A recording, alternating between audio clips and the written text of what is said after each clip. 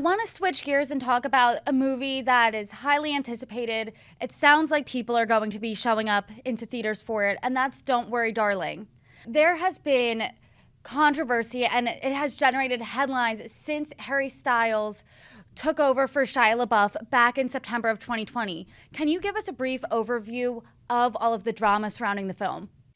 Well, first of all, Harry Styles has a very passionate online fan base Mhm. that can make certain conversations seem more mainstream than they actually are. Got it. And that's not a criticism, that's just the way the internet works these days.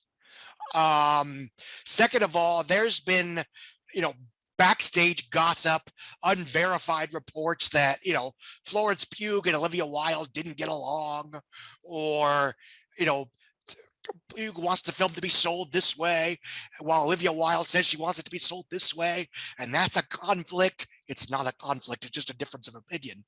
Um, the only real quote unquote scandal that's come out of this so far is the notion that Olivia Wilde might have been dishonest about the reasons for Shia LaBeouf being replaced by Harry Styles. You're saying might have. That video that was released was pretty indicting. Yes, So I'm how just bad? covering my legal ass here. Of course, of Allegedly, course. reportedly, possibly. Of course. So how bad do you think this is for both Olivia Wilde and Don't Worry, Darling?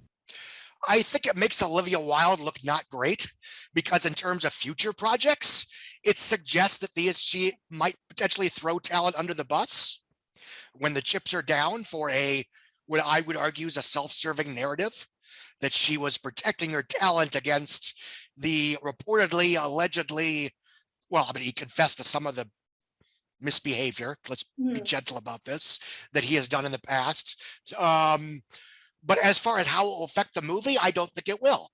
And why not? Because we've had years and years and years of evidence that if people want to see a movie, if the film looks appealing, they are going to show up regardless of the behind the scenes tabloid stuff. Let me throw out a couple examples. Brad Pitt's World War Z was beset by months of behind the scenes, melodrama. Mark Forrester and Brad Pitt allegedly didn't get along. There was much shenanigans about the film's entire third act being reshot because of poor test scores. The film got mixed reviews, but at the end of the day, it was it was based on a well-liked book. Mm-hmm. It was a big budget Brad Pitt zombie action movie. Mm-hmm. That was enough. And even the bad reviews assured moviegoers that they were going to get what they wanted to see, which was a big budget Brad Pitt zombie action movie. That film opened with $66 million in June of 2013. It made $550 million worldwide. It is still Brad Pitt's biggest grossing movie in raw domestic gross. I mean, it's the biggest domestic and it's the biggest worldwide movie that he's ever made in unadjusted grosses. It made 200 million domestic, 550 worldwide. Rogue One was beset by, years or a year of behind the scenes shenanigans. The original director was replaced. Mm-hmm. And Tony Gilroy was brought in to do massive overhauls and massive reshoots.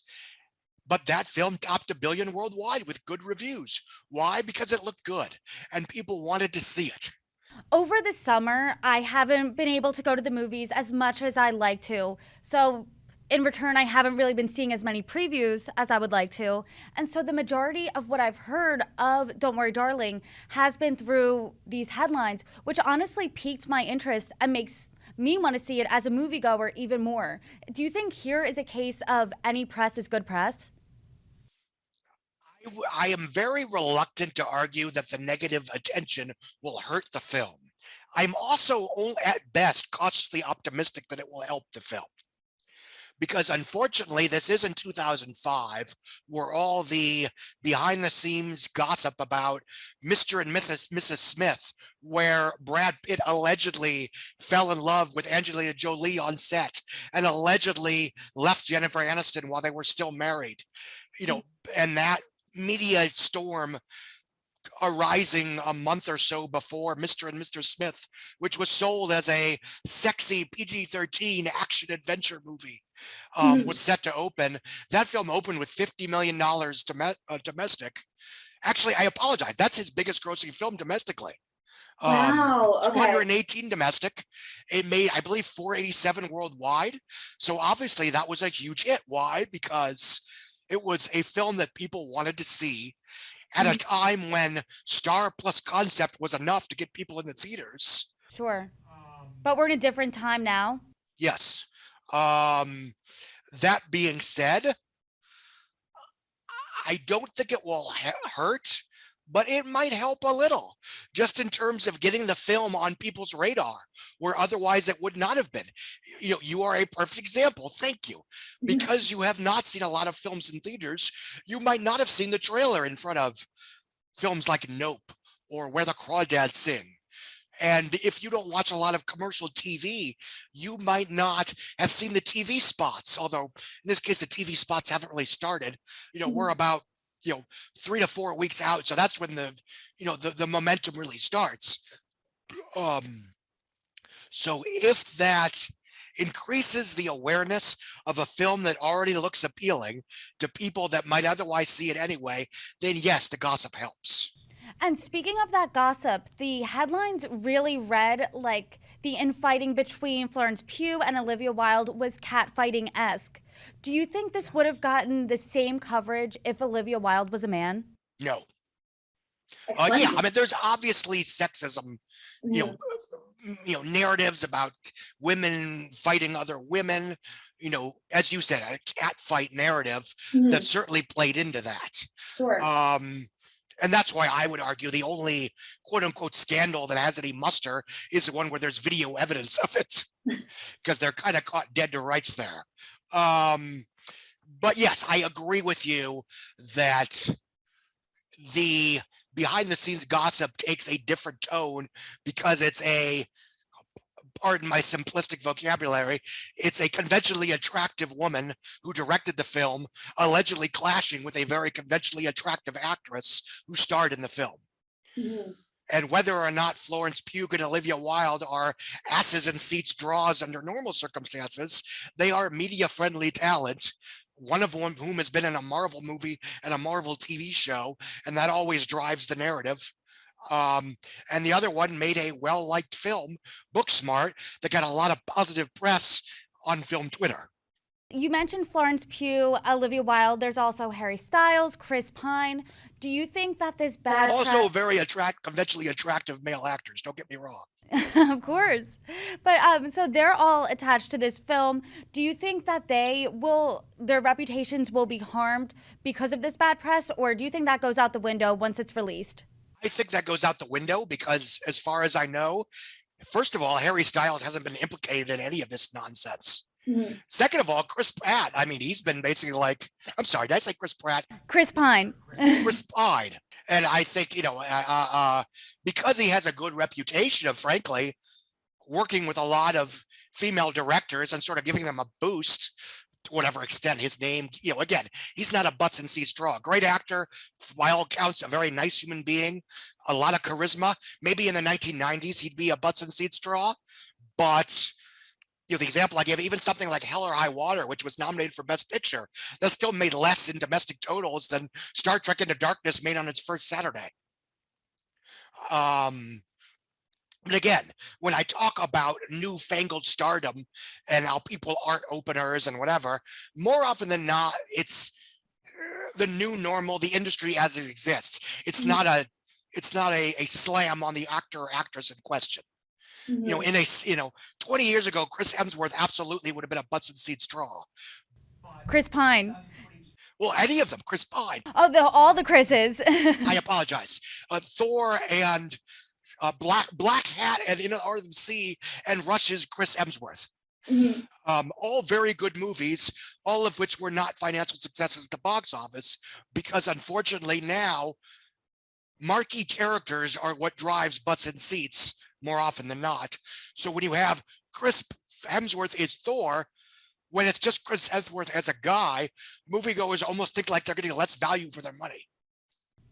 Got it. Do you think any of these actors are butts in seats draws, Florence Pugh or Harry Styles? I know Harry Styles is new. This is his sophomore film, but I think he's an added value element just because of his Mhm. fan base.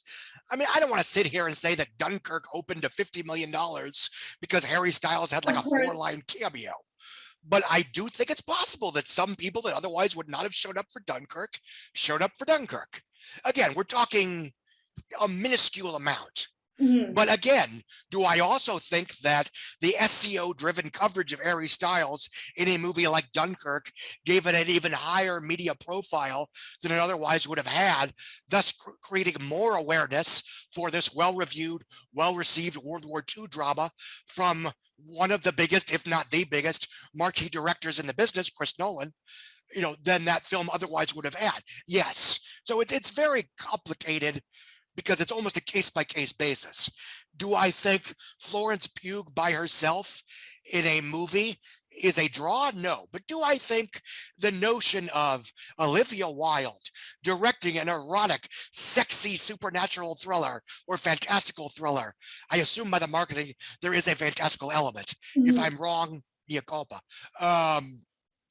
Starring these hot movie stars like Florence Pugh, Olivia Wilde, Chris Pine, Harry Styles, and if there's any other hotties, male or female, I'm forgetting, I apologize. In a film that has a certain escapism, because even though it's dealing with the issues of the day, it's going to be fun. It's being sold as something that's empowering. I'm Mhm. guessing she doesn't die or get trapped there at the end. But again, if I'm wrong, mea culpa.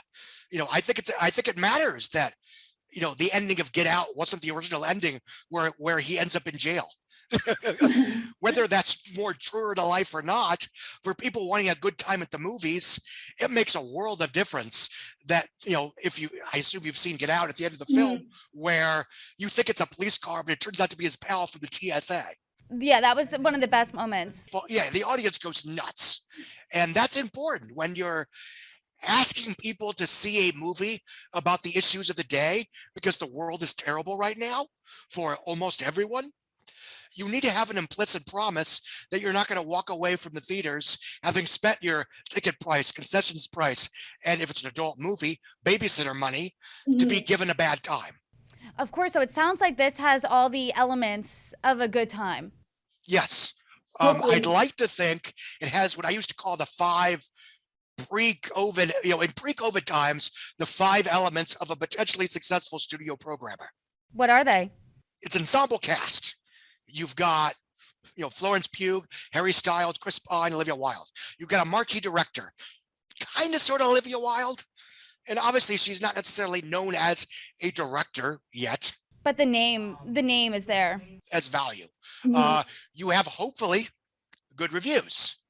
You have an elevator pitch that's easy to explain. It's basically Stepford Wives meets Get Out.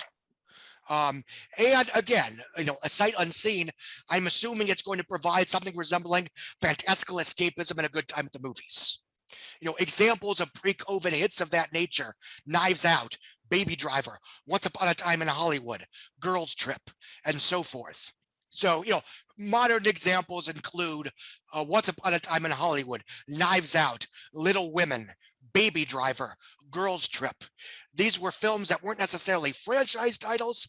They Mhm. certainly weren't based on, comic books or, childhood nostalgia, Disney, whatever, but they were successful right alongside the conventionally popular franchise films.